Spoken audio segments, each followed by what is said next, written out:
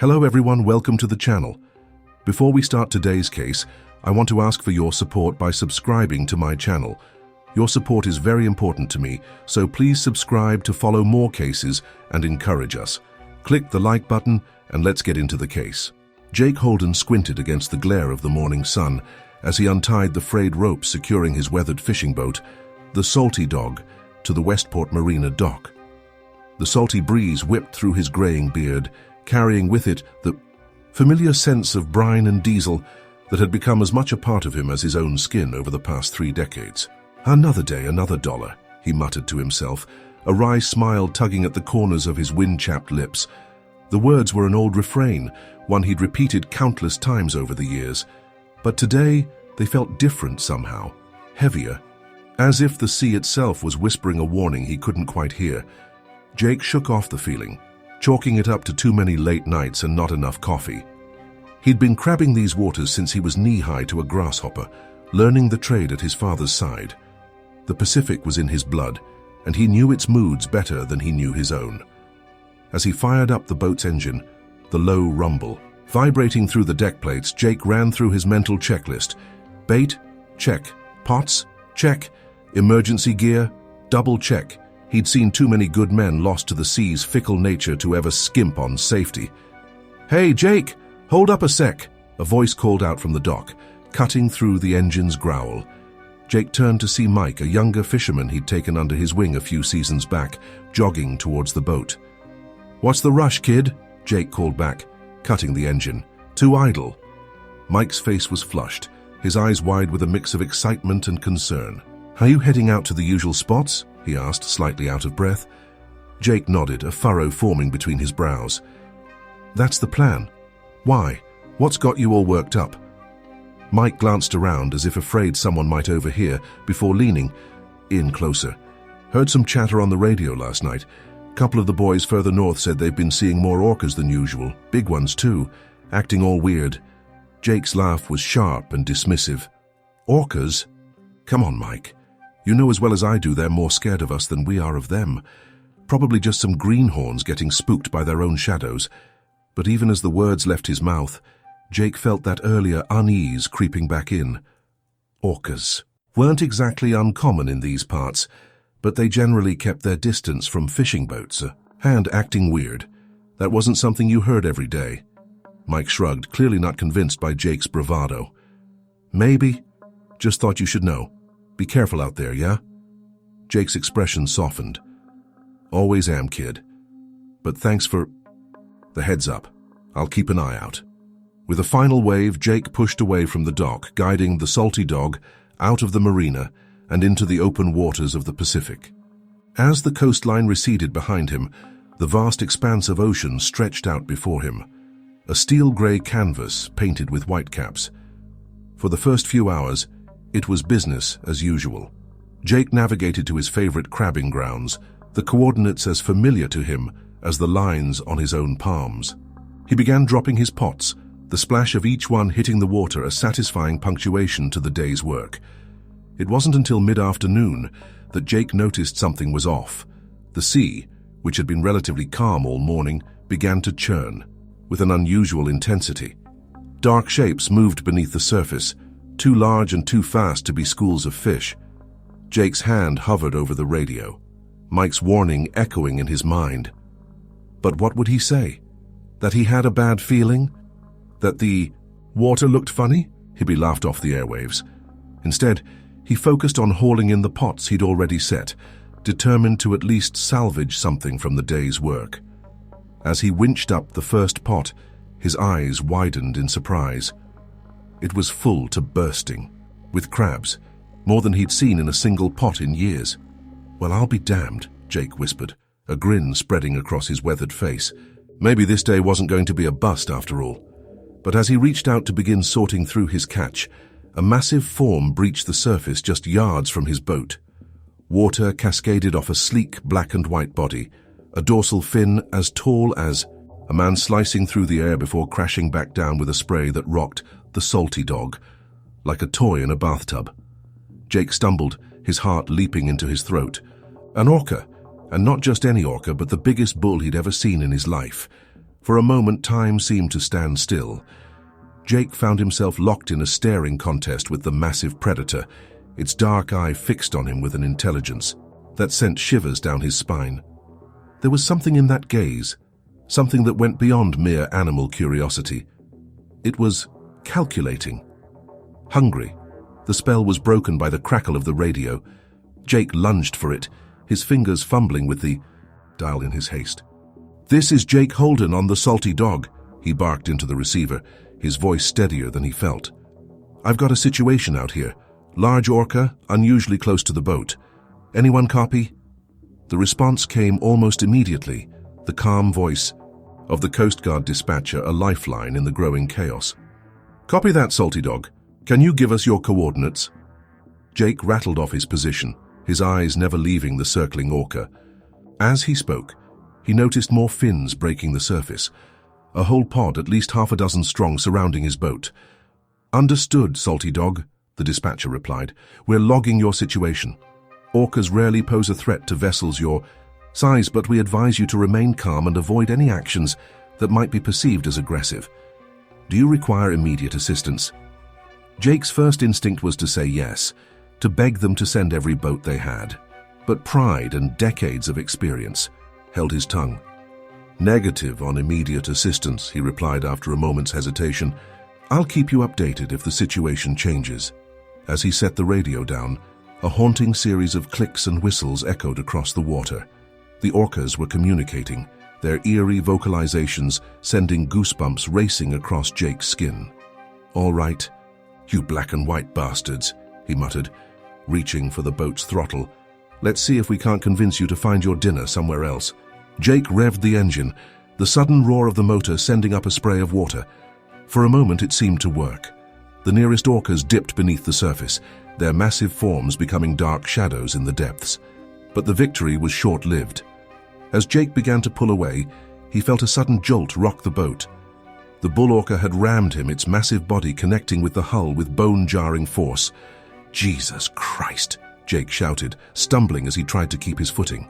He could hear the groan of stressed metal, feel the vibrations of the impact shuddering through the deck. Another impact, this one from the port side, sent a stack of empty crab pots tumbling. As they crashed to the deck, Jake saw the problem. In his haste to get away, he'd forgotten about the pot still hanging from the winch. It swung wildly now, the metal cage packed with crabs acting like a dinner bell to the frenzied orcas. Jake lunged for the winch controls, desperate to haul in the pot before the situation escalated further, but as his fingers closed around the lever, he saw a sight that turned his blood to ice. The bull orca had launched itself half out of the water, its massive jaws open wide as it reached for the dangling pot. In that moment, looking into the maw of the ocean's apex predator, Jake Holden knew true fear. The pot disappeared in a clash of teeth and metal, pulled beneath the waves along with Jake's last shred of hope that this was all some terrible mistake. As the orca's tail slapped the water, sending up a spray that soaked Jake to the bone, one thought echoed in his mind. This was no longer about fishing. This was about survival. The first light of dawn broke over the horizon, painting the sky in hues of pink and gold. Jake Holden, bleary-eyed from a restless night, stood at the helm of the Salty Dog, his weathered hands gripping the wheel with white-knuckled intensity. He'd spent the night drifting, too shaken by the previous day's encounter to risk dropping anchor. Now, as the new day began, he faced a decision that could make or break his livelihood. "Just another day," he muttered to himself, the words a far cry from his usual cheerful mantra. "Get it together, old man. You've got work to do." With a deep breath, Jake steered his boat towards the coordinates where he'd dropped his remaining crab pots. The memory of yesterday's unusually full pot gnawed at him, a temptation too strong to resist, despite the lingering fear of what it might attract. As the winch whirred to life, hauling up the first pot of the day, Jake's eyes darted across the water's surface. Every ripple, every shadow beneath the waves sent a jolt of adrenaline through his system. But as the pot broke the surface, his anxiety gave way to astonishment. "Sweet mother of—" Jake breathed, staring at the mass of crustaceans writhing within the metal cage. The pot was so full that claws and legs stuck out between the bars, like prisoners desperately reaching for freedom. For a moment, Jake forgot about the dangers lurking beneath the waves. This was the kind of haul fishermen dreamed about, the kind that could set him up for months. His gnarled hands moved with practiced efficiency, sorting and storing the catch as quickly as he could. But as he reached for the second pot, a disturbance in the water caught his eye. A sleek black dorsal fin sliced through the waves, followed by another and another. Jake's heart hammered against his ribs as he realized he was no longer alone. A pod of orcas, at least 6 strong, circled his boat with predatory grace. At their head swam a massive bull, its dorsal fin standing tall as a man. Jake recognized it immediately as the same creature that had attacked his boat the day before. No, Jake muttered, his hand instinctively reaching for the radio. But before he could make the call, the bull orca surged forward, its massive body breaching the surface in a spectacular display of power. Jake stumbled backward, nearly losing his footing as the orca crashed back into the water, sending a spray of brine across the deck. The message was clear. "These waters belong to the orcas now. Back off," Jake shouted, his voice cracking with a mixture of fear and defiance. He revved the boat's engine, hoping the noise would deter the massive predators. For a moment, it seemed to work. The orcas dipped beneath the surface, their dark forms becoming shadowy blurs in the depths. Taking advantage of the momentary reprieve, Jake turned his attention back to the winch. If he could just haul in this last pot, he could cut his losses and get the hell out of Dodge. The mechanism groaned under the weight of the overstuffed trap, inching it slowly towards the surface. But as the pot emerged from the water, glistening with brine and teeming with crabs, Jake realized his mistake. The bull orca burst from the waves, its massive jaws open wide, aiming not for the pot, but for Jake himself. Time seemed to slow. Jake could see every detail of the orca's face, the scars etched into its skin, the intelligence burning in its dark eye, the rows of teeth designed for rending flesh. In that moment, he understood with terrifying clarity how a seal must feel in its final moments. Jake threw himself backward, colliding painfully with the cabin door. The orca's jaws snapped, shut mere inches from where he had been standing, taking a chunk out of the boat's railing instead. The impact sent tremors through the entire vessel, and Jake could hear the alarming creak of stressed metal. Heart pounding, Jake scrambled to his feet and lunged for the controls. He had to get out of here, had to put as much distance between himself and these crazed orcas as possible. But as he reached for the throttle, a sickening realization dawned on him. The crab pot, still suspended from the winch, had become entangled with the orca. Lines and netting wrapped around the creature's massive body, binding it to the boat. As the orca thrashed in panic, it pulled the salty dog dangerously to one side. Shit! Jake cursed, his mind racing. He couldn't leave the orca entangled. That would be a death sentence for the creature, and would likely sink his boat in the process. But getting close enough to cut it free seemed like suicide. The rest of the pod circled in agitation, their haunting vocalizations filling the air. Jake could almost imagine they were discussing how best to tear him and his boat apart. With shaking hands, Jake reached for the radio. "Mayday, mayday," he shouted into the receiver. "This is Jake Holden on the Salty Dog. I've got a pod of orcas attacking my boat, one entangled in my gear. I need immediate assistance." The response came through a haze of static. "Copy that. Salty Dog, what's your position?" Jake rattled off his coordinates, his eyes never leaving the thrashing orca. "You've got to hurry," he added, unable to keep the desperation from his voice. "I don't know how long I can—" His words were cut off as another orca rammed the boat from the port side. The impact sent Jake sprawling, the radio flying from his grasp to skitter across the deck. Dazed, Jake pushed himself up, tasting blood where he'd bitten his tongue. The entangled orca continued to struggle, each movement threatening to capsize the boat. The rest of the pod grew bolder, taking turns ramming the hull with bone-jarring force. Jake stumbled to the railing, a knife clutched in his white-knuckled grip. If he could just reach the tangled lines, maybe he could free the orca and end this nightmare. But as he leaned out, trying to get a clean angle, the bull orca's eye locked onto him. There was something in that gaze that froze Jake to his core. Not just the primal hunger of a predator, but an intelligence. an intentionality that seemed almost human. In that moment, Jake understood that this was more than just a feeding frenzy or a territorial dispute. This was personal. The orca lunged, its jaws snapping at the air where Jake's arm had been a split second before. He recoiled, dropping the knife in his haste. It clattered on the deck before sliding into the churning waters below. Come on, Jake muttered, his eyes scanning the horizon for any sign of approaching help. But there was nothing but open water as far as the eye could see. Another impact rocked the boat, and Jake heard the alarming sound of water rushing in below decks. A quick glance confirmed his fears. The salty dog was taking on water fast. The relentless assault had opened up a breach in the hull. Jake's mind raced. He had minutes, maybe less, before the boat went down. The life raft was within reach, but the thought of being in open water with these frenzied orcas turned his blood to ice. Stay with the boat and risk going down with it, or take his chances in the raft? As if sensing his dilemma, the bull orca surged forward once more. Its massive body scraped along the side of the boat, and Jake could hear the screech of teeth on metal. The message was clear. There would be no escape. Water sloshed around Jake's feet as he stumbled towards the cabin. If he could just reach the flare gun, maybe he could buy himself some time. But with each step, the boat listed further to one side, the deck becoming a treacherous slope. Jake's fingers had just closed around the flare gun when he felt the boat give a violent shudder. The entangled orca had made one final massive effort to free itself, and in doing so, had torn a gaping hole in the vessel's side. Water rushed in with terrifying speed. Jake watched in horror as his life's work, his home away from home, began to slip beneath the waves. The orcas circled, their fins cutting through the water like the dorsal fins of massive sharks, waiting for the moment when he would be at their mercy. As the salty dog began its final descent, Jake Holden closed his eyes and sent up a silent prayer. He didn't know if anyone was listening, but in that moment caught between the cold embrace of the sea and the jaws of nature's perfect predators, he hoped someone, somewhere, would hear his plea.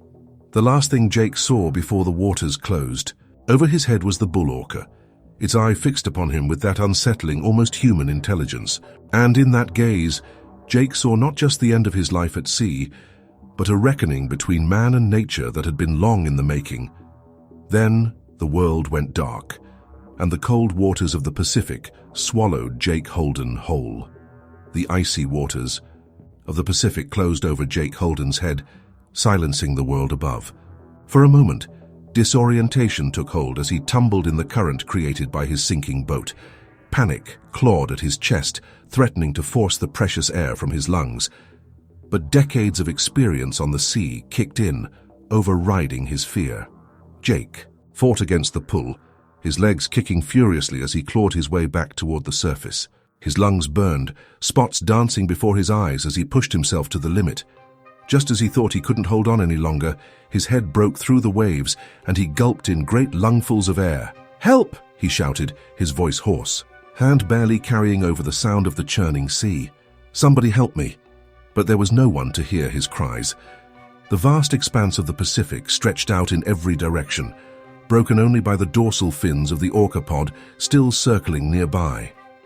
The last bubbles from the salty dog rose to the surface as his beloved boat disappeared into the depths. Jake treaded water, his mind racing. He had to get out of here, had to find something to cling to before hypothermia set in, or the orcas decided to finish what they'd started. His eyes scanned the waves, searching desperately for any debris from his boat that might serve as a makeshift raft there. About 20 yards away, a large piece of the deck floated on the swells. It wasn't much, but it was his only chance. Jake began to swim towards it, his strokes powerful despite his exhaustion. He was halfway there when he felt it. A presence in the water beneath him. Something massive was rising from the depths, and Jake knew with sickening certainty what it was.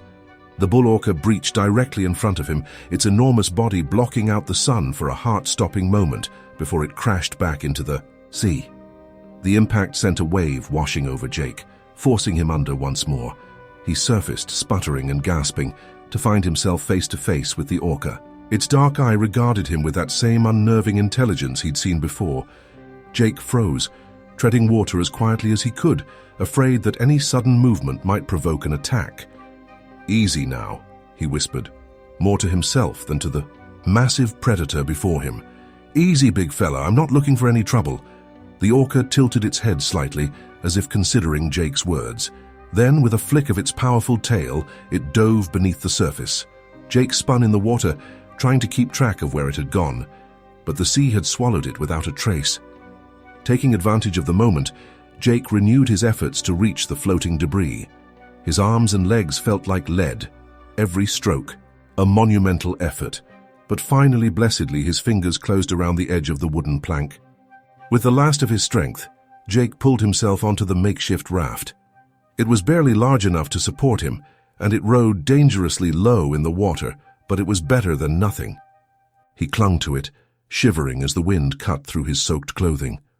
"Okay, Jake," he muttered to himself, teeth chattering. "Think, what's the play here?" He knew he had radioed for help before the boat went down, but he had no way of knowing if his message had gotten through. Even if it had, it could be hours before anyone reached his location, and that was assuming they could find him at all in the vast expanse of the ocean. A haunting series of clicks and whistles reminded Jake that he had more immediate concerns. The orcapod was still circling, their dorsal fins slicing through the water like knives. They seemed to be keeping their distance for now, but Jake couldn't shake the feeling that they were simply biding their time. As if in response to his thoughts, the bull orca surfaced nearby, close enough that Jake could see the scars crisscrossing its massive body. It opened its mouth, revealing rows of sharp teeth, and let out a low, rumbling vocalization that Jake felt in his bones. "What do you want from me?" Jake shouted, a mixture of fear and frustration overriding his common sense. "I'm not your damn dinner, you overgrown panda." The orca's response was to slap its tail against the water, sending a spray that soaked Jake once more. He sputtered, wiping the salt water from his eyes, and could have sworn he saw something like amusement in the creature's gaze. Hours crawled by, each one feeling like an eternity. The sun climbed higher in the sky, its heat baking Jake's exposed skin even as the cold of the Pacific seeped into his bones. His throat burned with thirst, his lips cracking from the salt and sun. But still, the orcas circled. Jake's mind began to wander, exhaustion and dehydration taking their toll. He found himself thinking of all the stories he'd heard over the years, tales of orcas working with humans, of their complex social structures and near-human intelligence. Had he somehow wronged them? Was this some kind of revenge? "I'm sorry," he croaked, his voice barely above a whisper. "Whatever I did, whatever we've done to you, I'm sorry." As if in response to his words, the bull orca approached once more. But this time, instead of the aggressive displays of before, it moved with an almost gentle grace. It came alongside Jake's makeshift raft and rolled slightly to its side, its eye once again meeting Jake's gaze. In that moment, something passed between man and beast, a understanding perhaps, or at least a ceasefire.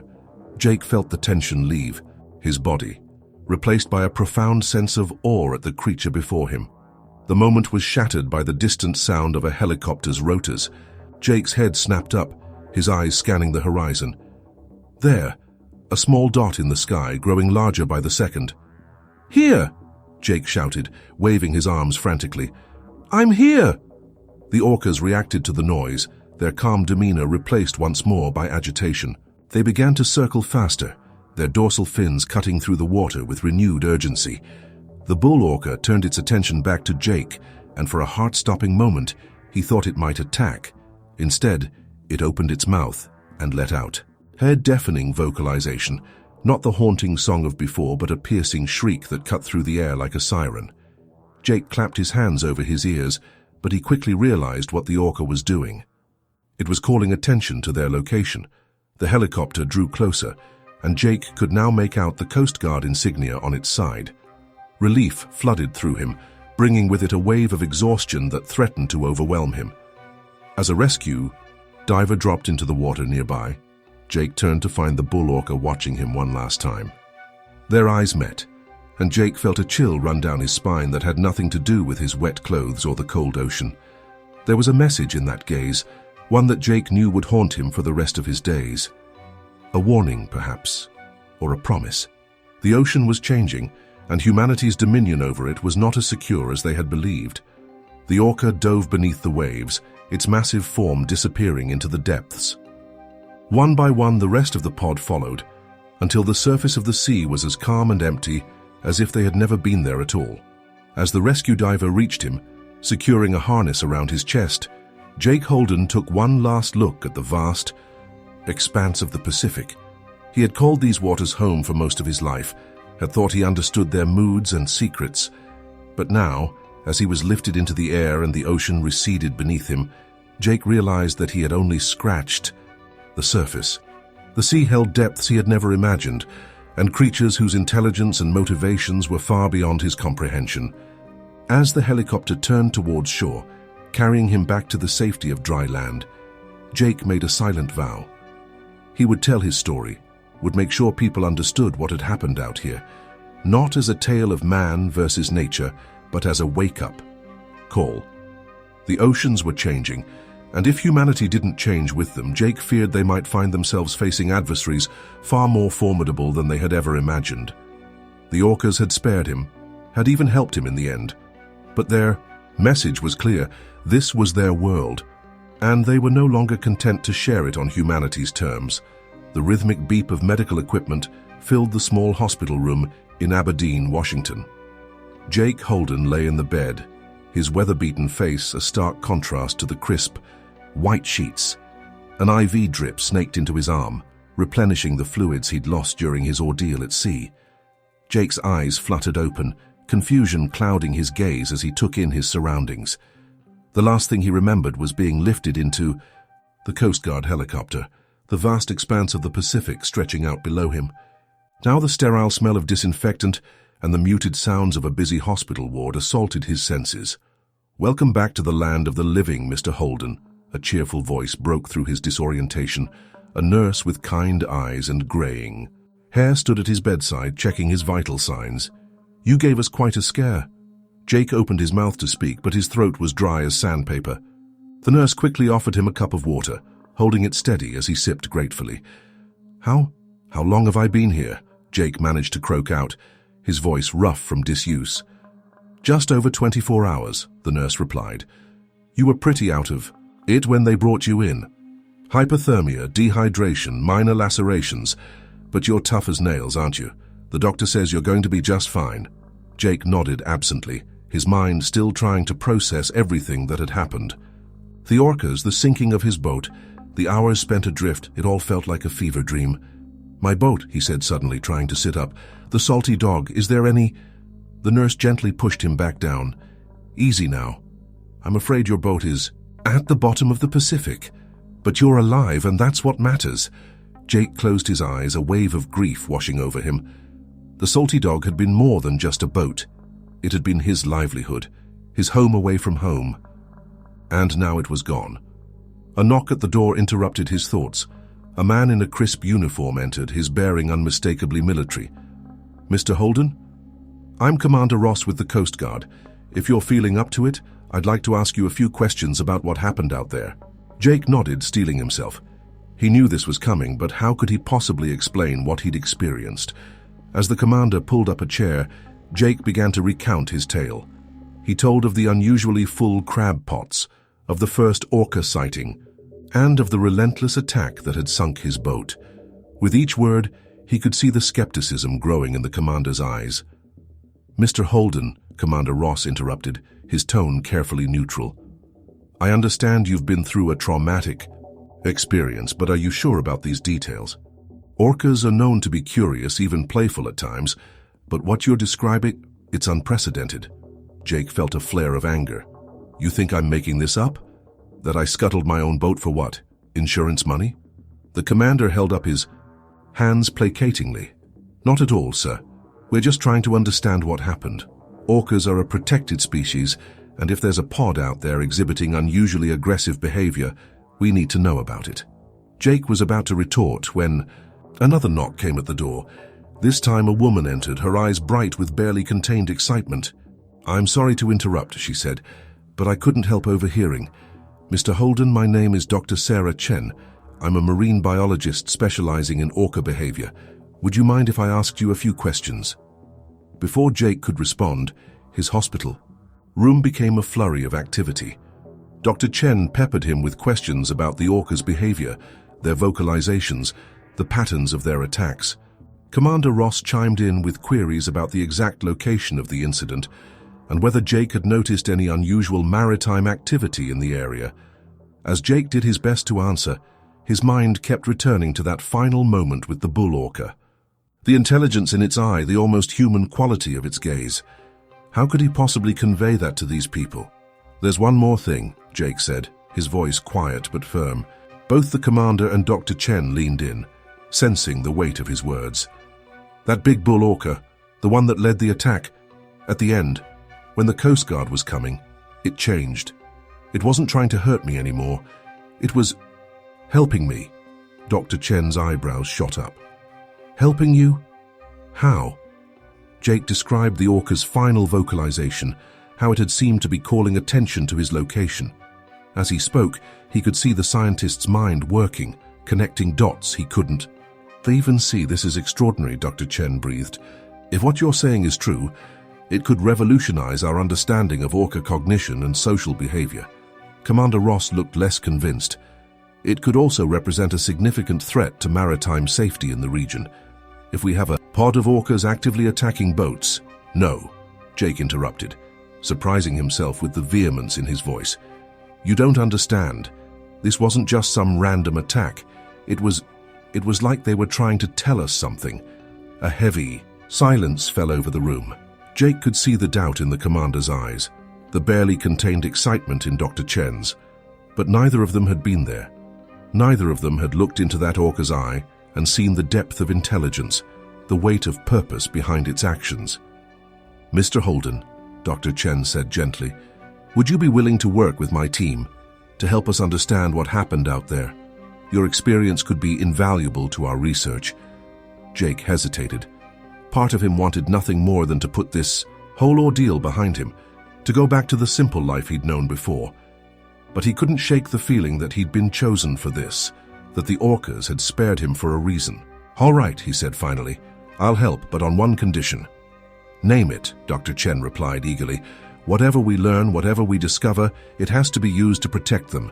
The orcas, the ocean, all of it. No military applications, no exploitation. We do this to understand, not to control. Deal?" Dr. Chen nodded solemnly. "You have my word."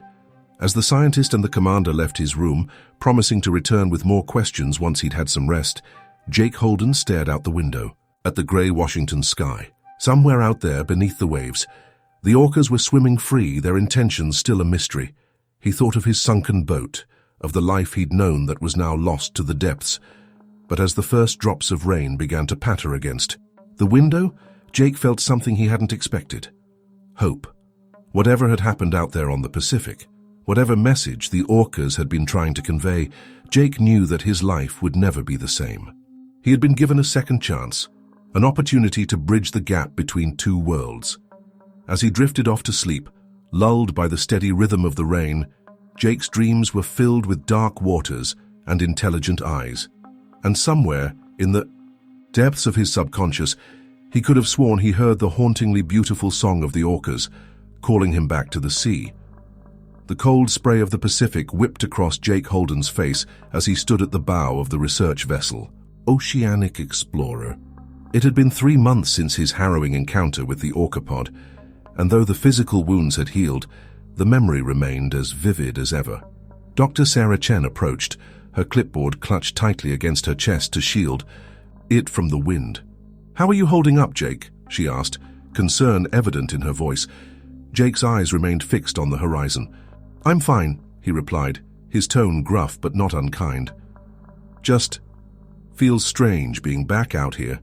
Sarah nodded, understanding the weight of his words. "We appreciate you coming with us. Your insights have been invaluable." For weeks, Jake had worked with Sarah and her team, recounting every detail of his experience. They'd pored over satellite imagery, studied orca migration patterns, and analyzed recordings of underwater vocalizations. Now they were back on the water, hoping to make contact with the pod that had changed Jake's life. Any sign of them? Jake asked, finally turning to face the marine biologist. Sarah shook her head. Nothing yet, but we're in the right area. If they're out here, our hydrophones will pick them up. As if on cue, a crew member burst from the cabin, excitement written across his face. Dr. Chen, we've got something. Sarah and Jake rushed to follow him inside. The small research lab was a hive of activity, with scientists huddled around computer screens and spectrographs. What have we got? Sarah demanded, pushing her way to the main monitor. A young researcher named Alex looked up, his eyes wide with excitement. ORCA vocalizations, definitely. And based on the patterns, we think it's the same pod from Jake's encounter. Jake felt his heart rate quicken. How far? Alex consulted his instruments. Maybe 5 miles northwest. They're on the move, but if we push it, we can intercept them. Sarah turned to Jake, a question in her eyes. This was his call. They'd agreed from the start that he'd have final say on any direct encounters. Jake took a deep breath, steeling himself. Let's do it. The next hour was a flurry of activity as the Oceanic Explorer changed course, racing to intercept the ORCA pod. Jake stood at the rail, his knuckles white as he gripped the metal. Part of him was terrified of coming face to face with the creatures that had nearly killed him. But another part, a part he didn't fully understand, felt an inexorable pull towards them. There, someone shouted. Jake's head snapped up, his eyes scanning the waves, and then he saw it, a sleek black dorsal fin cutting through the water, followed by another and another. My God, Sarah breathed, coming to stand beside him. There must be at least a dozen of them. As the boat drew closer, the orcas began to put on a show. They breached and tail-slapped, their massive bodies launching out of the water with breathtaking grace. But Jake's eyes were drawn to one orca in particular, a massive bull with a scarred dorsal fin. That's him, Jake said, his voice barely above a whisper. The one that led the attack on my boat. Sarah squeezed his arm reassuringly. Remember, you're safe here. The hull is reinforced, and we have multiple safety measures in place. But as Jake watched the bull orca, he didn't feel fear. Instead, he felt recognition. The massive creature swam closer to the boat, its movements deliberate and unhurried. When it reached the surface, it rolled to its side, its eye clearly visible above the waterline. Jake found himself moving without conscious thought. He knelt at the rail, bringing himself as close to eye level with the orca as he could manage. For a long moment, man and beast regarded each other, separated by mere feet of air and a lifetime of evolution. Hello again, Jake said softly, surprised by the steadiness in his voice. I guess we've got some unfinished business, you and I. The orca let out a low vocalization, a sound that Jake felt in his bones. Around them, the rest of the pod had ceased their acrobatics. All eyes turned towards this unexpected reunion. Jake, Sarah's voice was tense with barely contained excitement and concern. What's happening? But Jake couldn't look away from the orca's gaze.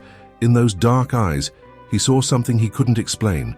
An intelligence, yes, but also a sense of purpose, of urgency. They're trying to tell us something, Jake said, his voice filled with wonder. All of this, the attack on my boat, leading us out here, they're trying to communicate. Sarah's scientific skepticism warred with the evidence before her eyes. But what?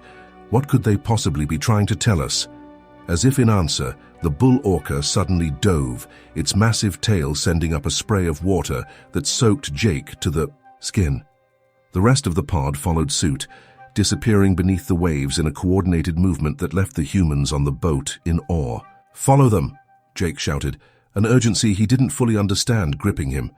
We can't lose them now. The captain needed no further encouragement. The Oceanic Explorer's engines roared to life, and they set off in pursuit of the orca pod. For hours they followed the cetaceans, watching in amazement, as the pod led them further and further from their original research site. As the sun began to dip towards the horizon, painting the sky in brilliant oranges and pinks, Sarah approached. Jake with concern etched on her face. Jake, we're getting into dangerous waters. There are underwater seamounts in this area that aren't fully mapped. If we go much further, we risk running aground. Jake nodded, understanding the danger. But something told him they were close to something. Some revelation that would make sense of everything that had happened. Just a little further, he pleaded. I think we're almost there. Sarah hesitated, then nodded. All right, but if we haven't found anything in the next 30 minutes, we turn back. Deal? Deal, Jake agreed. But they didn't need 30 minutes. Less than 10 minutes later, a shout went up from the bow of the ship. Dr. Chen, Mr. Holden, you need to say this. Jake and Sarah rushed to the front of the boat, and what they saw took their breath away. The water ahead was churning, not with the movement of the orcas, but with something else. Something massive. As they drew closer, Jake felt his heart skip a beat. Rising from the depths was an enormous creature, its skin a mottled gray, its body easily the size of a school bus. It can't be, Sarah whispered, her scientific mind struggling to process what her eyes were seeing. That's a gray whale, but they shouldn't be in these waters. Not at this time of year. The gray whale breached, its barnacle-encrusted head rising high above the waves before crashing back down with earth-shaking force. And around it, moving with obvious purpose and coordination, were the orcas. They're not hunting it, Jake realized, watching as the orcas gently nudged the much larger whale. They're helping it. Sarah's mind was racing, connecting dots that had eluded them for months. The unusual orca behavior, the attacks on boats. Leading us out here, Jake, I think I understand. They're showing us something that's wrong in their world, something that's disrupting the natural order. As if to confirm her theory, more grey whales began to surface. Dozens of them, all in obvious distress. Some bore deep gashes along their flanks. Others seemed disoriented, swimming in aimless circles. My God, Sarah breathed. This is unprecedented. Grey whales hundreds of miles off their migration route, showing signs of injury and illness. Something is very, very wrong here. Jake watched as the bull orca, the one he'd come to think of as his unlikely ally, swam back towards the boat. It breached just feet from where he stood, its eye once again meeting Jake's in that unsettling, almost human gaze. In that moment, Jake understood. The orcas hadn't been attacking him out of aggression or hunger. They'd been trying, in the only way they knew how, to get humanity's attention, to show them that the delicate balance of the ocean, a balance that had existed for millions of years, was being disrupted. We need to document everything, Jake said, turning to Sarah with newfound determination. Photos, videos, water samples, everything. The world needs to see this. Sarah nodded, already barking orders to her team, but as the scientists scrambled to record this extraordinary event, Jake's eyes remained locked on the bull orca. Man and beast, predator and prey, two intelligent species bridging a gap millions of years in the making. As the last light of day faded, painting the sky in deep purples and blues, Jake made a silent vow. He would be the voice for these creatures, would make sure their message was heard. The oceans were changing, and if humanity didn't change with them, the consequences would be dire for all species. The orcas had given him a second chance at life. Now it was time to return the favor. Jake Holden stood at the podium, his weathered hands gripping its edges as he faced the packed auditorium. The murmur of voices died down as he cleared his throat, the weight of what he was about to say pressing down on him like the depths of the ocean he'd come to know so well. Ladies and gentlemen, he began, his voice rough but steady, what I'm about to tell you may sound unbelievable. 6 months ago, I wouldn't have believed it myself. But I'm here today to share a truth that can no longer be ignored. The audience leaned in, a mix of scientists, environmentalists, and government officials who had gathered for this unprecedented presentation. In the front row, Dr. Sarah Chen gave Jake an encouraging nod. For decades, I was a crabber off the coast of Washington. I thought I knew the sea, thought I understood its ways. But last year I had an encounter that changed everything. Jake recounted his experience with the Orca pod, the sinking of his boat, and the subsequent research expedition. As he spoke, images and videos played on the screen behind him, breaching orcas, distressed grey whales, and underwater footage that left the audience gasping. What we discovered wasn't just a pod of unusually aggressive orcas, Jake continued. It was a desperate attempt at communication.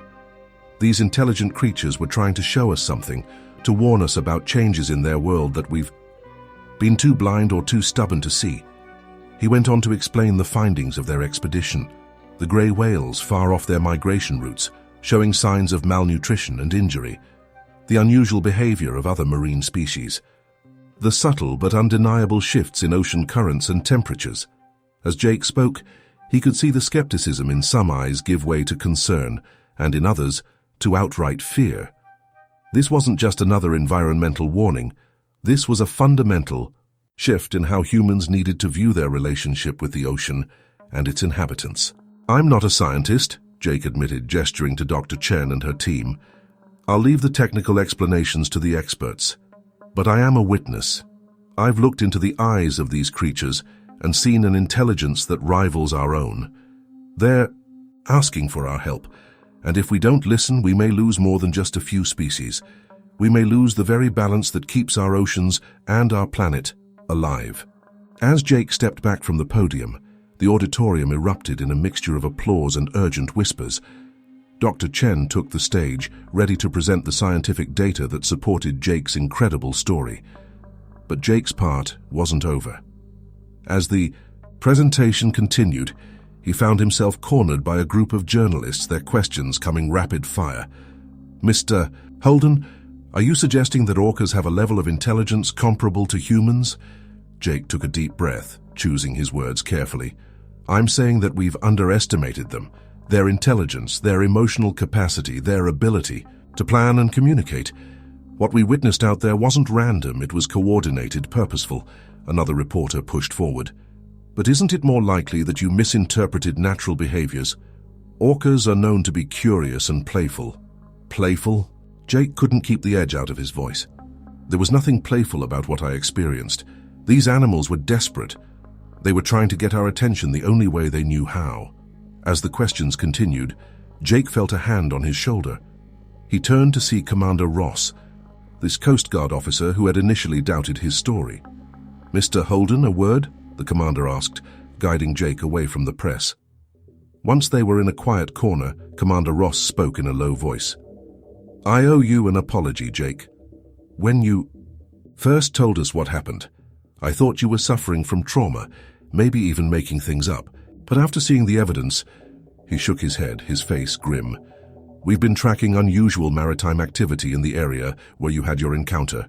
Unregistered vessels, strange sonar readings. I think there's more to this story than even you realize." Jake felt a chill run down his spine. "What are you saying?" "I'm saying that the changes you've observed in marine life behavior might not be entirely natural. We have reason to believe that there may be external factors at play." Before Jake could press for more details, they were interrupted by Dr. Chen, her face flushed with excitement. "Jake, Commander, you need to see this," she said, pulling them towards a computer station set up in the corner of the room. On the screen was a live feed from a research buoy they'd left in the area of their original encounter. The underwater camera showed a group of orcas, including the scarred bull that Jake had come to think of as his unlikely ally. "Watch," Dr. Chen said, her voice hushed with awe.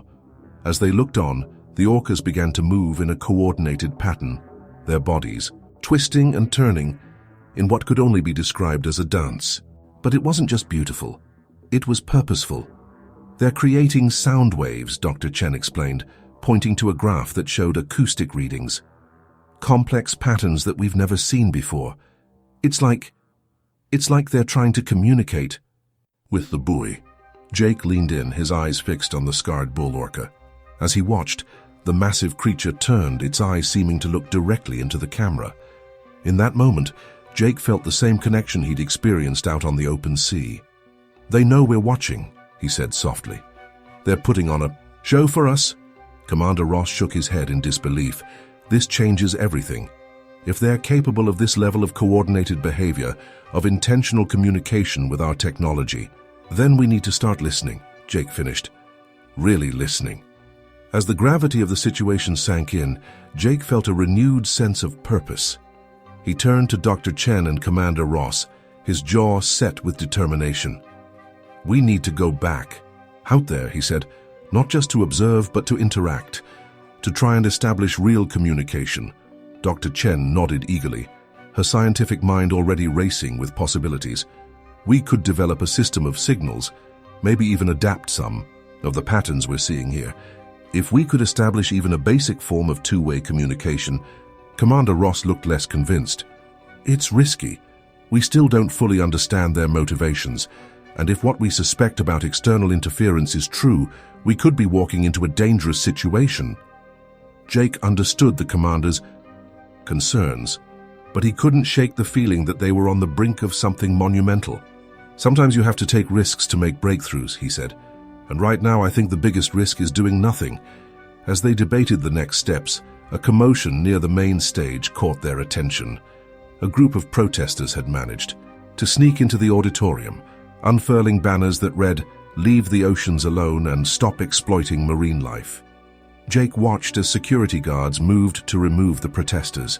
He understood their passion, their desire to protect the oceans. But he also knew that isolation wasn't the answer. Humanity and the ocean's creatures were more interconnected than ever before, for better or worse.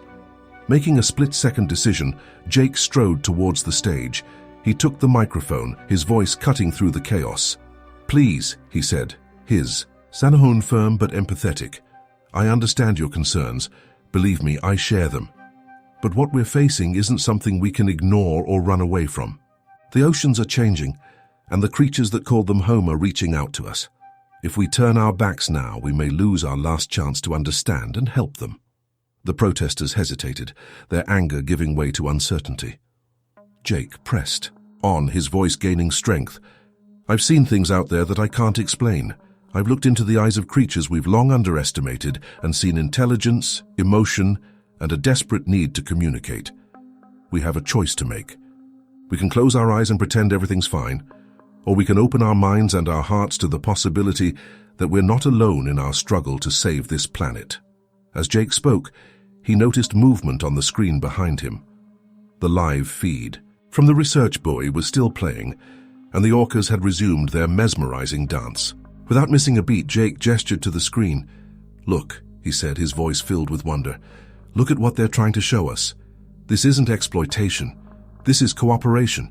This is the future, if we're brave enough to embrace it." The auditorium fell silent as all eyes turned to the screen. The orcas moved with impossible grace, their bodies creating patterns that seemed to pulse with meaning. It was beautiful, mysterious, and undeniably intentional. In that moment, Jake felt a shift in the room. The anger and fear gave way to a sense of awe and possibility. He saw it in the faces of the protesters, the scientists, even the hardened government officials. They were witnessing something that defied easy explanation, something that challenged their preconceptions about the natural world and humanity's place in it. As the orcas' dance reached a crescendo, Jake turned back to the audience, his eyes shining with determination. "We stand at a crossroads," he said, his voice barely above a whisper but carrying to every corner of the room. "We can choose fear, isolation, and willful ignorance, or we can choose courage, cooperation, and the pursuit of understanding. I've seen what's out there, and I'm telling you, we've only scratched the surface of what's possible." He paused, looking from face to face, seeing the mix of emotions, hope, fear, excitement, uncertainty. "I'm going back out there," Jake declared. "To listen, to learn, and to try and bridge the gap between our world and theirs. Who's with me?" For a moment, the auditorium was silent. Then, slowly at first, but quickly gaining momentum, applause began to ripple through the crowd. Dr. Chen was the first to stand, followed by Commander Ross. Soon, the entire room was on its feet, the applause turning to cheers. As Jake stood there, overwhelmed by the response, he felt a sense of both triumph and trepidation. He had taken the first step, had convinced these people to open their minds to the incredible possibility before them. But the real challenge lay ahead. Out there in the vast expanse of the Pacific, the orcas were waiting. They had a message for humanity, a warning or a plea that could reshape our understanding of the natural world. And Jake Holden, once a simple crabber and now an unlikely ambassador between species, was determined to hear that message and share it with the world. As the cheers continued to wash over him, Jake's mind was already racing ahead, planning the expedition that would take them back to those mysterious waters. Whatever they found out there, whatever truths the orcas had to share, one thing was certain: nothing would ever be the same again. The gentle rocking of the research vessel, Oceanic Explorer 2, did little to calm Jake Holden's nerves as he stood on the deck, his eyes scanning the horizon.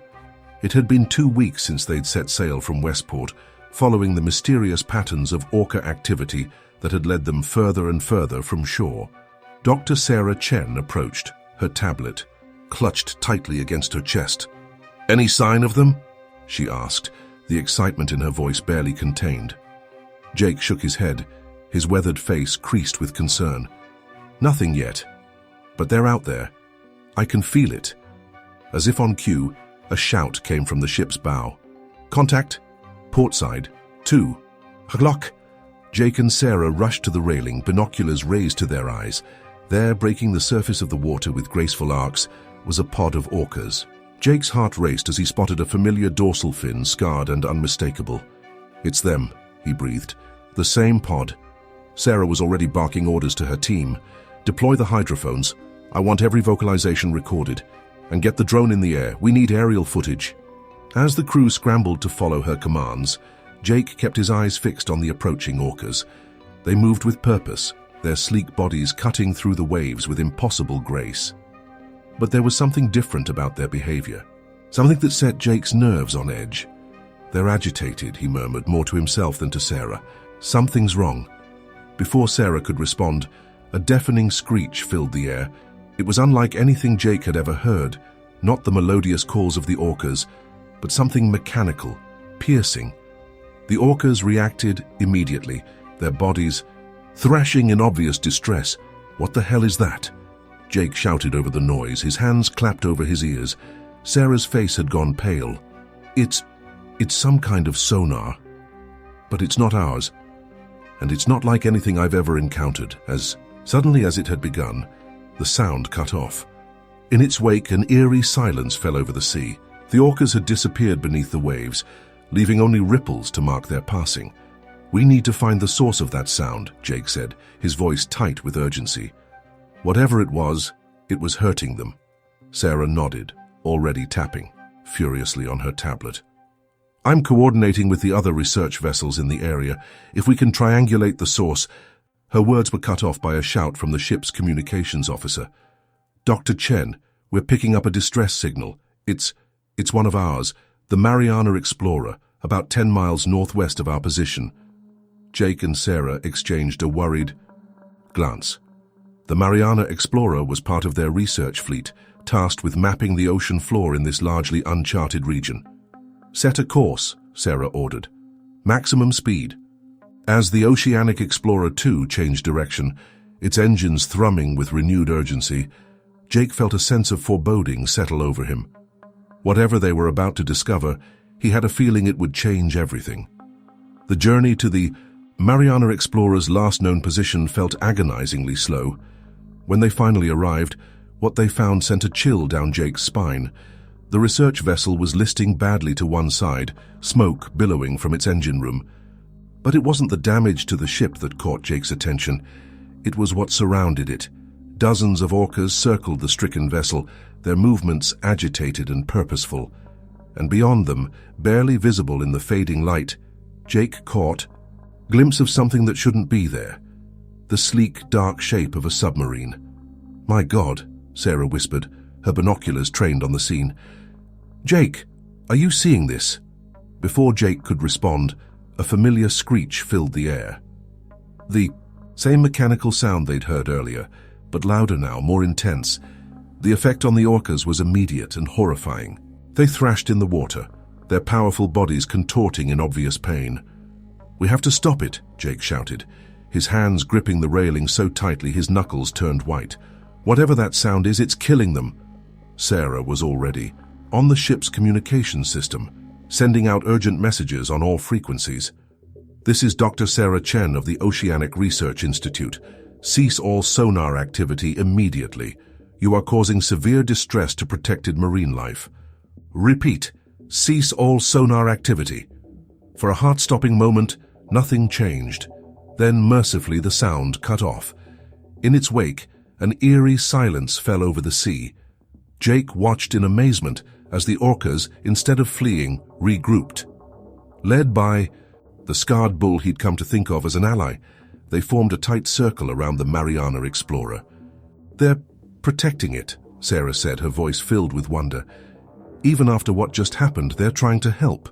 Before Jake could respond, a new voice crackled over the ship's speakers. "This is Captain Reeves of the USS Beluga. Stand down and prepare to be boarded. This is a classified operation, and you are interfering with matters of national security." Jake felt a surge of anger. National security? They're torturing these animals. Sarah put a restraining hand on his arm. "Easy, Jake. We need to handle this carefully." She turned to the communications officer. "Patch me through to Captain Reeves." When the connection was established, Sarah's voice was calm but firm. "Captain Reeves, this is Dr. Sarah Chen. We are conducting legitimate scientific research in international waters. Your activities are causing severe harm to protected species and interfering with our work. I must insist that you cease all operations immediately." There was a long pause before Captain Reeves responded. When he did, his voice was tense. "Dr. Chen, I understand your concerns, but you don't have the full picture. We're dealing with a situation that goes far beyond your research. I'm going to have to ask you to leave the area immediately." Jake couldn't contain himself any longer. He grabbed the microphone from Sarah. "Listen here, Captain. I don't give a damn about your classified operations. I've seen what your sonar does to these animals. They're not just random sea creatures. They're intelligent, they're trying to communicate with us, and right now, they're in pain because of you." "Mr. Holden," Captain Reeves's voice was sharp. "Your reputation precedes you, but I'm telling you there are forces at work here that you can't possibly understand. Stand down, or we will be forced to take action." As if to underscore the captain's threat, the submarine began to surface, its black hull breaking through the waves like some prehistoric beast. Jake turned to Sarah, his eyes blazing with determination. "We can't let them do this. Whatever they think they're doing, it's wrong. Those orcas out there trying to tell us something. We have to listen." Sarah nodded, her own resolve hardening. "You're right. But how do we stop a military submarine?" Crazy idea began to form in Jake's mind. "We don't," he said. "We let them stop themselves." He turned back to the microphone. "Captain Reeves, I'm going to make this simple for you. In about 30 seconds, I'm going to jump into that water. Now, you can either stand down and let us do our work, or you can explain to your superiors why you let a civilian drown in the middle of your classified operation." "Jake, no!" Sarah grabbed his arm. "It's too dangerous. The orcas are agitated, the water's freezing." But Jake's mind was made up. He shrugged off his jacket, kicked off his shoes. "Sometimes, Sarah, you have to take a leap of faith." Before anyone could stop him, Jake Holden dove off the side of the Oceanic Explorer 2. The cold water hit him like a physical blow, driving the air from his lungs. For a moment, panic threatened to overwhelm him. Then through the murky water he saw them, the orcas, dozens of them, their sleek bodies gliding through the water with impossible grace. At their head, unmistakable even in the gloom, was the scarred bull. It approached Jake slowly, its dark eye fixed upon him with that unsettling intelligence. Time seemed to stand still as man and beast regarded each other. Then, to Jake's amazement, the orca rolled to its side, presenting its dorsal fin. The meaning was clear, even if Jake could scarcely believe it. With trembling hands, Jake reached out and grasped the orca's fin. In that moment of contact, something passed between them. An understanding, a connection that defied explanation. As the orca began to move, pulling Jake gently through the water, he heard the muffled sounds of shouting from above.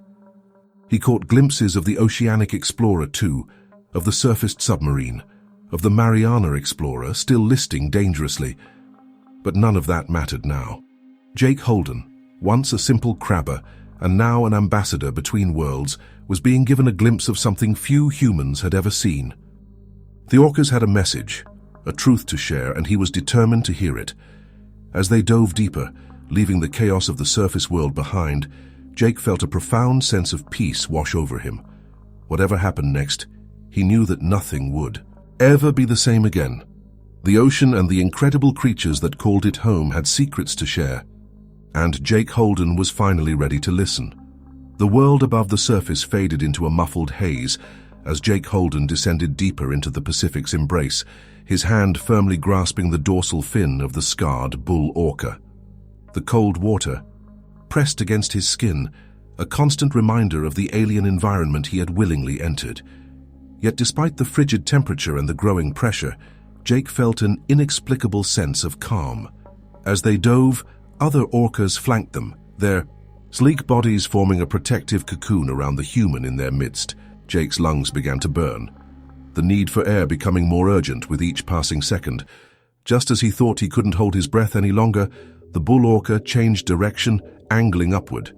They breached the surface in a spray of white foam, Jake gasping for air as his head cleared the water. To his amazement, they were in a small hidden cove, sheltered by towering cliffs on three sides. The water here was calmer, almost preternaturally still. Where are we?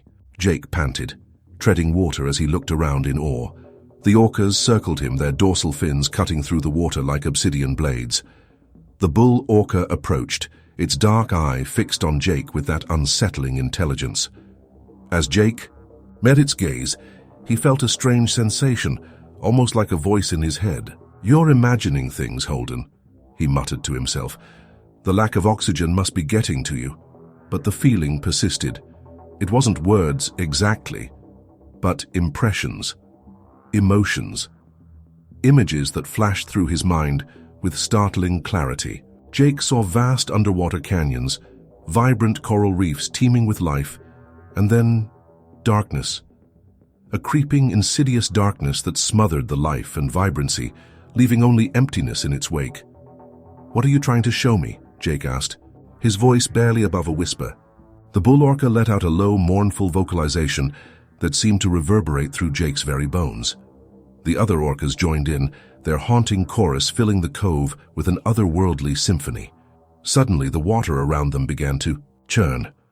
Jake's heart raced as he saw shapes moving beneath the surface, far larger than the orcas. For a moment, he feared they had led him into a trap, that some monstrous predator was about to emerge.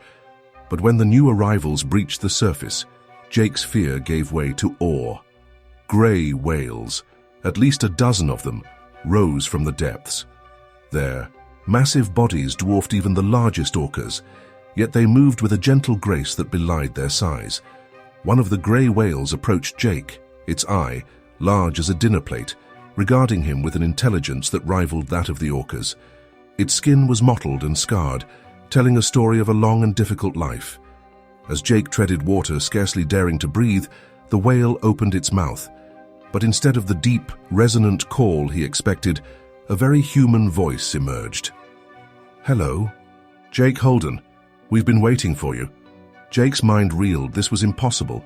He must be hallucinating, maybe suffering from nitrogen narcosis or oxygen deprivation. Whales didn't talk. And yet, what are you? He managed to stammer. The whale's eye seemed to twinkle with something like amusement.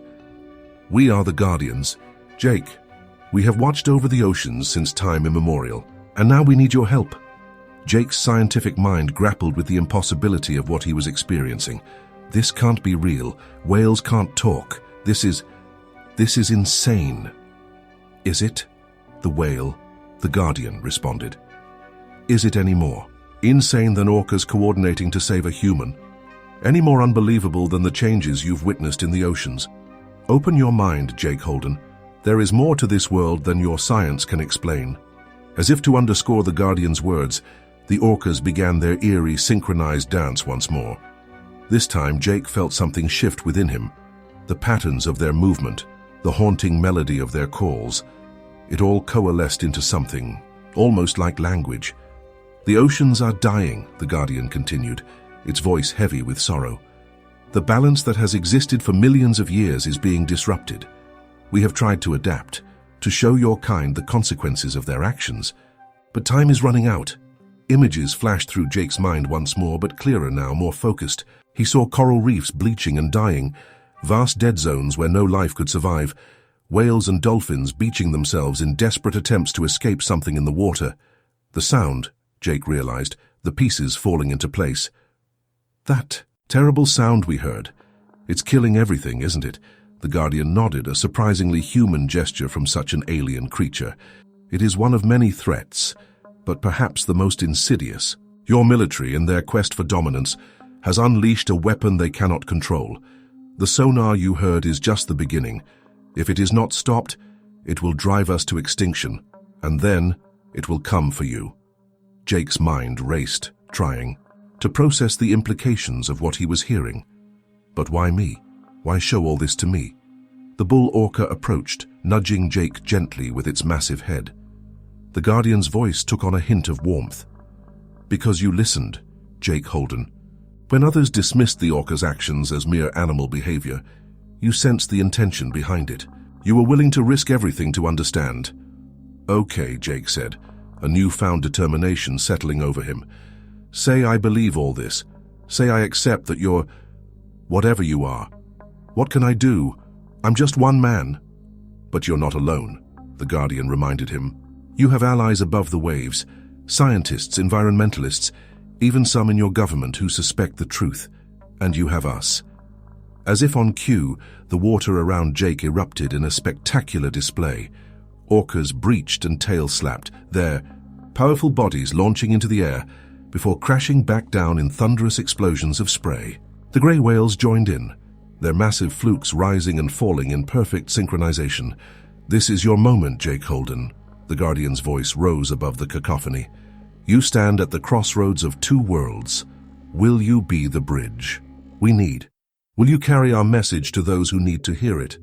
Jake looked around at the assembled creatures, the orcas who had saved his life, the whales who had given voice to the ocean's pain, the countless other beings he could sense just beneath the surface. He thought of Sarah and his team on the ship, of the military submarine with its devastating sonar, of the millions of people going about their lives unaware of the crisis unfolding in the world's oceans. In that moment, Jake Holden made a choice that would alter the course of his life and perhaps the fate of the planet. I'll do it, he said, his voice ringing with conviction. I don't know how, but I'll find a way to make them listen, to make them understand. The Guardian's massive eyes seemed to soften. Thank you, Jake, but remember the road ahead will not be easy. There are those who will resist the truth, who will fight to maintain the status quo even as it destroys them. Are you prepared for what that might mean? Jake thought of his old life, of the simple pleasures of crabbing and the predictable rhythms of life on the coast. That life was gone now, washed away like his boat in the storm that had started this incredible journey.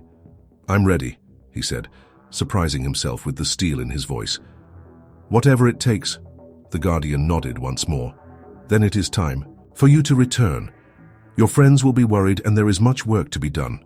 As if on command, two orcas approached Jake, positioning themselves on either side of him. He understood instinctively what to do, grasping their dorsal fins, as he had done with the bull orca earlier. Wait, Jake called out as they prepared to dive. Will I see you again? The Guardian's voice was already fading, becoming once more the haunting whale song that humans had puzzled over for centuries. But its last words rang clear in Jake's mind. We are always here, Jake Holden. In the depths of the oceans, in the songs of our kin, in the very water that covers most of your world. When you are ready to listen, you will hear us. With that, Jake took a deep breath and plunged beneath the waves. As the orcas propelled him swiftly through the water, back towards the world of humans and all its complexities, he felt a profound sense of purpose settle over him. The oceans had shared their secret, had entrusted him with a mission of unimaginable importance, and Jake Holden, once a simple crabber and now a reluctant ambassador for all marine life, was determined not to let them down. As the silhouette of the research vessel grew larger above him, Jake steeled himself for the challenges ahead. He didn't know exactly how he would convince the world of what he had experienced, of the urgent need to change humanity's relationship with the oceans, but he knew he had to try. For the sake of the orcas, the whales, and every creature that called the seas home, for the sake of humanity itself. The oceans were calling, and Jake Holden was finally ready to answer. Jake Holden's head broke the surface of the water beside the Oceanic Explorer 2, his lungs burning as he gasped for air. The chaos on deck was immediate and overwhelming. Man overboard, get a line to him. Jake, oh my God, Jake! Dr. Sarah Chen's face appeared at the railing, her eyes wide with a mixture of relief and fury, as the crew scrambled to throw him a life preserver. Jake became acutely aware of the military presence that had materialized during his absence. Armed personnel in dark uniforms lined the deck, their weapons trained on the water around him. "Don't shoot!" Jake shouted, his voice hoarse. "The orcas, they're not a threat." As if to underscore his point, the scarred bull orca surfaced beside him, its massive body providing a buffer between Jake and the ship. The military personnel tensed, their fingers tightening on triggers. "Stand down!" A commanding voice cut through the tension. Captain Reeves of the USS Beluga stepped forward, his weathered face a mask of conflicting emotions. "Mr. Holden, I strongly suggest you get out of the water now." Jake nodded, reaching for the life preserver, but before he could grasp it, he felt a gentle nudge from the orca beside him. Looking into its eye one last time, Jake saw an intelligence and urgency that steeled his resolve. As he was pulled from the water and wrapped in warm blankets, Jake's mind raced. How could he possibly convey what he had experienced? How could he make them understand the gravity of the situation? "Jake, what the hell were you thinking?" Sarah demanded as soon as his feet touched the deck. Her anger was palpable, but Jake could see the fear and concern behind it. "Sarah, I saw something. Something incredible." Jake's voice was quiet but intense. "We need to talk. All of us. Now." Captain Reeves stepped forward, his posture rigid. "Mr. Holden, you've interfered with a classified military operation and put yourself and others at risk. You're in no position to make demands." Jake met the captain's gaze unflinchingly. "With all due respect, sir, you're the ones interfering. That sonar you're using? It's not just hurting the marine life, it's disrupting a balance we don't even fully understand yet." A flicker of uncertainty passed across the captain's face. "What are you talking about?" Jake looked around at the assembled faces, the skeptical military personnel, the concerned scientists, the curious crew members. He took a deep breath, knowing that what he was about to say would sound insane. "The orcas, the whales, they're trying to communicate with us. Not just random sounds or behaviors, actual intentional communication." Jake paused, seeing the disbelief in their eyes. "I know how it sounds, but I've seen it, felt it. There's something happening in the oceans that we can't ignore anymore." Sarah stepped closer, her scientific curiosity overriding her earlier anger. "Jake, what exactly did you experience down there?" Jake closed his eyes, the vivid memories washing over him. "It's hard to explain. It was like they were showing me things. The damage we're doing to the oceans, the consequences of our actions. And not just that, they showed me things I can't even begin to comprehend. Underwater structures, patterns of communication. It's like there's an entire civilization down there that we've been blind to," Captain Reeves scoffed. "You expect us to believe that you had some kind of psychic communion with a bunch of whales? Mr. Holden, I think you've been out in the sun too long." "It's not about believing me," Jake countered, his voice gaining strength. "It's about looking at the evidence. The unprecedented orca behaviors, the gray whales miles off their migration routes, the declining fish populations. Something is changing out there, and our actions are accelerating it." A tense silence fell over the deck. Jake could see the conflict playing out on their faces, the desire to dismiss his story warring with the undeniable strangeness of recent events. Dr. Chen was the first to speak. "Jake's right about one thing. We've been recording animal behaviors that defy explanation. Orcas and other cetaceans have been exhibiting levels of coordination and problem-solving that go far beyond what we previously thought possible." "Captain," Reeves frowned, "even if what you're saying has some truth to it, our operations are vital to national security. We can't just shut everything down because of some whale songs." Jake felt a surge of frustration. "This is bigger than national security. We're talking about the health of our oceans, the balance of our entire planet. That sonar you're using, it's not just disorienting them, it's causing them pain. Real, devastating pain. And they're intelligent enough to associate that pain with us, with our ships and our technology." As if to punctuate his words, a haunting melody rose from the waters around them.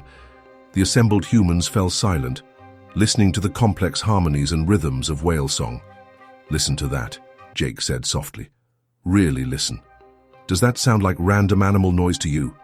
Even the hardened military personnel seemed moved by the ethereal music. Captain Reeves's stern expression softened slightly.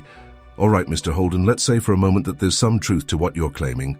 What exactly are you proposing we do? Jake seized the opportunity. First, shut down the sonar. Completely. Give us time to study what's happening without causing more harm. Second, we need to pool our resources. Military, scientific, civilian. We need everyone working together to understand what's going on. In our oceans, Sarah nodded enthusiastically.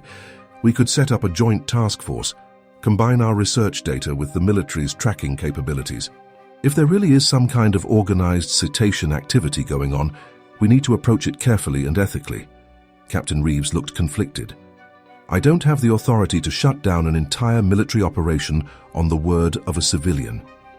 Then, get someone who does, Jake pressed. Call your superiors. Tell them what you've seen here. The orcas protecting a sinking ship, the unprecedented whale behaviors. Hell, tell them about my crazy swim if you have to. But make them understand that we're dealing with something new here. Something that could change everything. The captain was silent for a long moment, his eyes scanning the horizon where dorsal fins could still be seen cutting through the waves. Finally, he nodded. I'll make the call, but I want everything documented, every piece of evidence, every unusual reading or behavior. If we're going to sell this to the higher-ups, we need more than just one man's extraordinary tale. Jake felt a wave of relief wash over him. It wasn't a complete victory, but it was a start. As the captain walked away to make his call, Sarah approached Jake, her expression a mix of concern and excitement. Jake, what you're claiming is it's revolutionary. If even half of it is true, it could change our entire understanding of cetacean intelligence and our relationship with the oceans. Jake nodded, feeling the weight of his experience settling on his shoulders.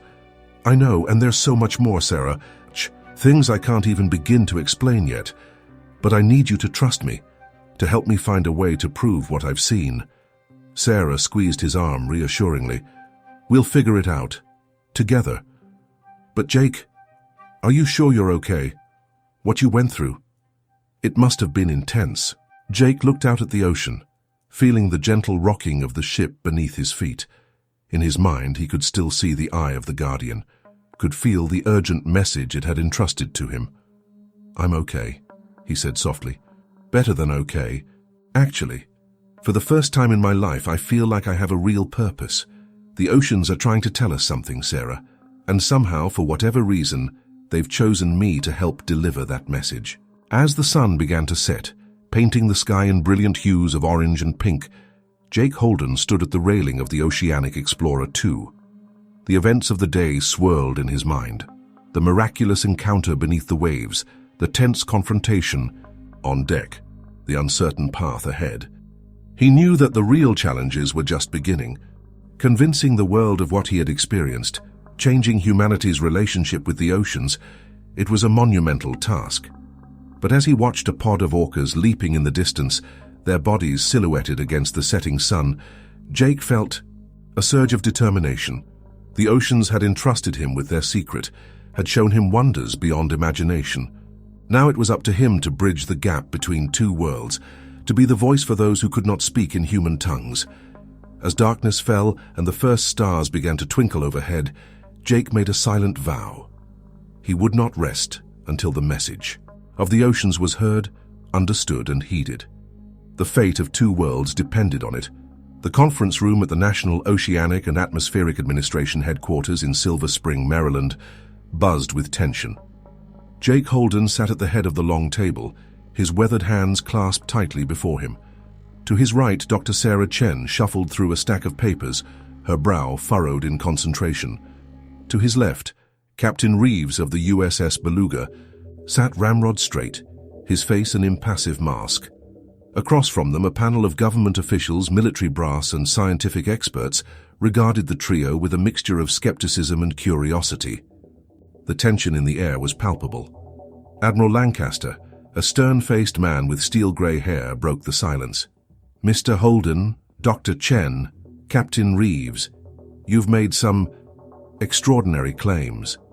Claims that, if true, could have far-reaching implications. For national security, environmental policy, and our understanding of marine life. We're here to listen, but I must warn you, we'll need more than anecdotes and mysterious encounters. We need hard evidence. Jake nodded, his throat dry. This was the moment he'd been preparing for over the past month. Everything hinged on the next few hours. "Thank you, Admiral," Jake began, his voice steady despite his nerves. "I understand your skepticism. If I hadn't experienced it myself, I wouldn't believe it either.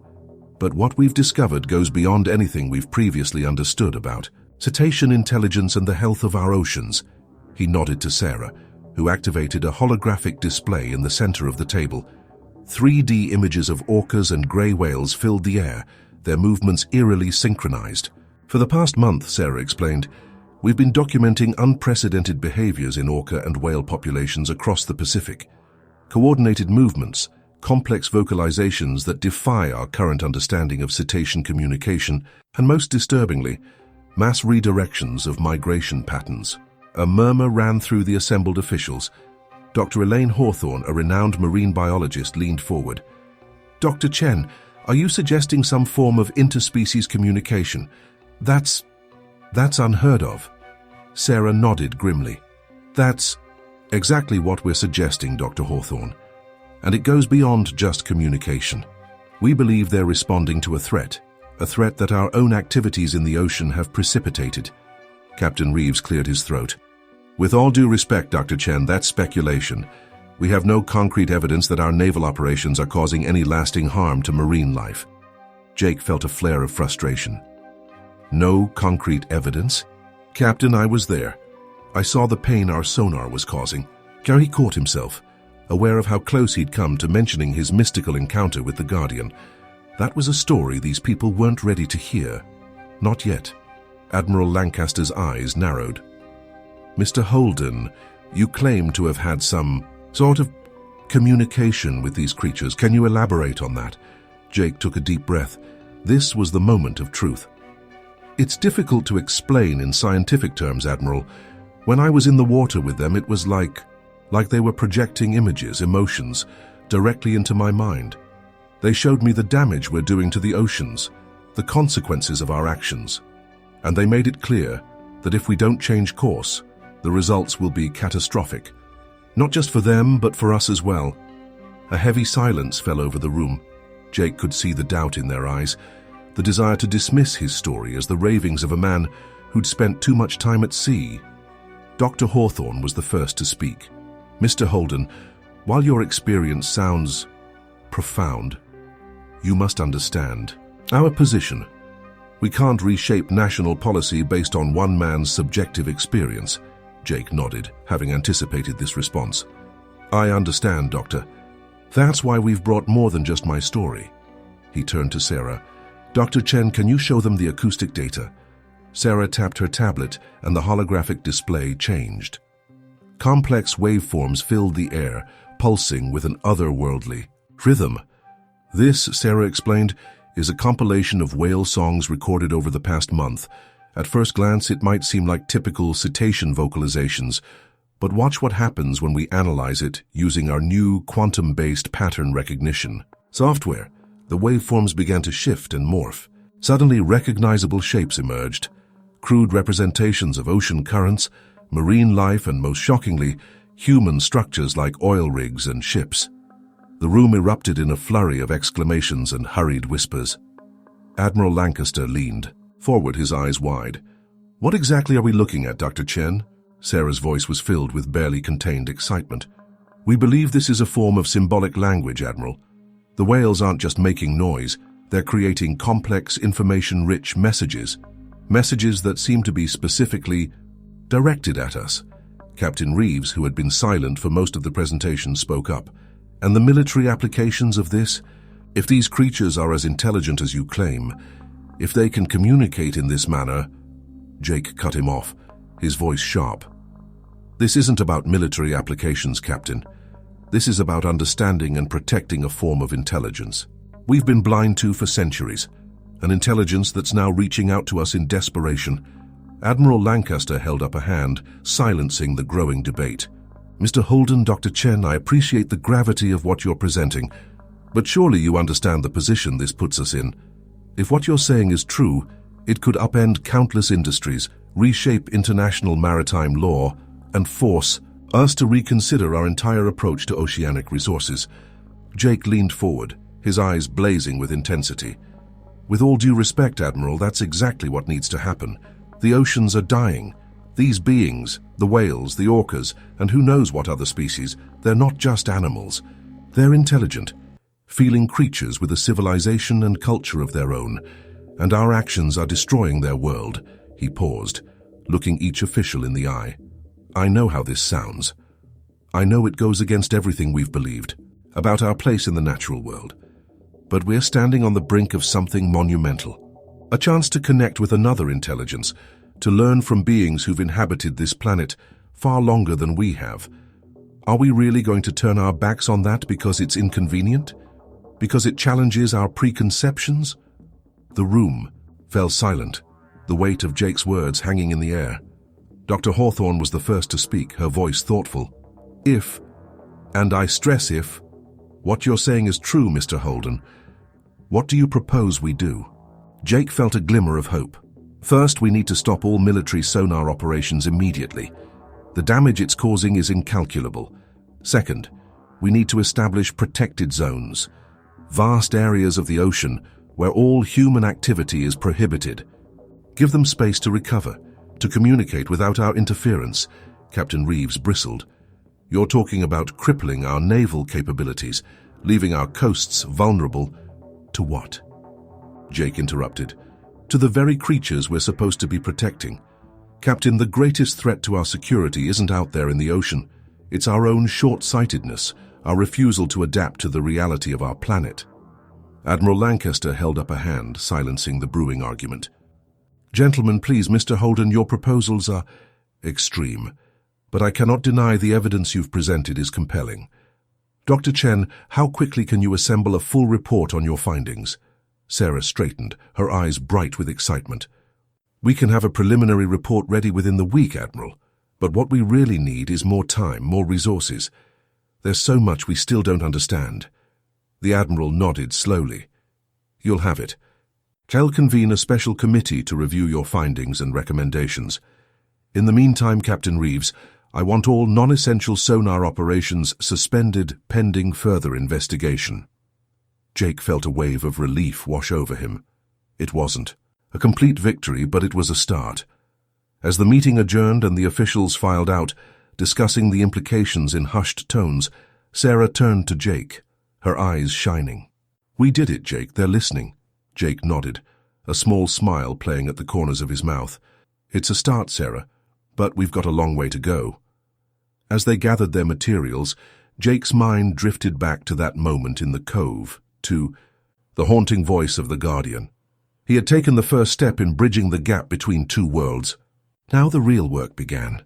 Outside the Noe headquarters, a light rain fell, the drops creating ripples in puddles that reminded Jake of the patterns the orcas had made in the water. He looked up at the grey sky, feeling the cool moisture on his face. We're trying, he whispered. His words meant for ears that were thousands of miles away beneath the waves. We're listening. Just don't give up on us yet. As Jake and Sarah made their way to their waiting car, neither of them noticed the sleek black dorsal fin that briefly broke the surface of the Potomac River, nor the intelligent eye that watched. Their departure before slipping silently back into the depths, the conversation between two worlds had begun, and Jake Holden, once a simple crabber and now the unlikely ambassador of the oceans, was determined to see it through to the end, whatever that end might be.